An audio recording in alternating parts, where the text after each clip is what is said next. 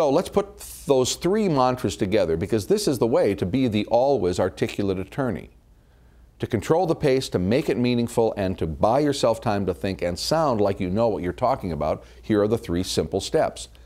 Speak in phrases, emphasize key words, and walk down the steps. So what if we just apply that to many sentences? Let me just improvise for a moment. I'm going to talk to you a phrase at a time, emphasizing key words and ending by walking down the steps. The next sentence begins, I'm once again speaking in phrases, and then walking down the steps. So it gives you a very concrete control of the pace, speak in phrases, the meaning, emphasize key words, and the ending by walking down the steps. Now here's what we want to avoid.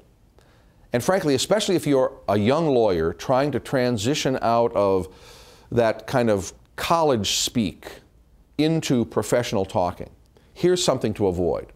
I've gone often to law firms where I will be approached by the person in charge of professional development who will say some version of this. You know, the managing partner just came to me and said, could you get these young lawyers to stop talking like teenagers? So let's look at that uptick of uncertainty and why it's such a problem. Well, back to just think about that music and think about how differently you come across if everything you say has this quality of I'm not really sure of myself, because the sound is that of a guy who questions every phrase that he says. So not only does it project some sense of I don't know what I'm talking about, in fact I question every statement that I make, but at the same time it literally in a musical sense leaves you dangling, and therefore it's very hard to not, after that rising inflection and the questioning curl, put in the noise or that questioning curl, like often is followed by the thinking noises, the ums, the likes, and the you knows. So you've got to get rid of that questioning curl. You've got to get rid of that uptick of uncertainty. And of course, it's just an awareness where this begins. Do you do it? Well, I don't know, but perhaps you don't either. So you now need to hear yourself and realize that much more often than you intend, you're using that kind of inflection and it's not what you want.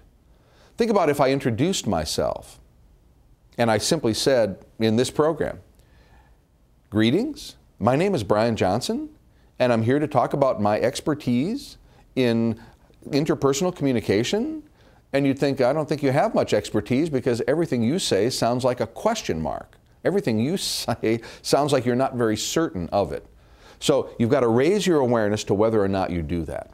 But here's the fix. You don't say to yourself, stop doing it.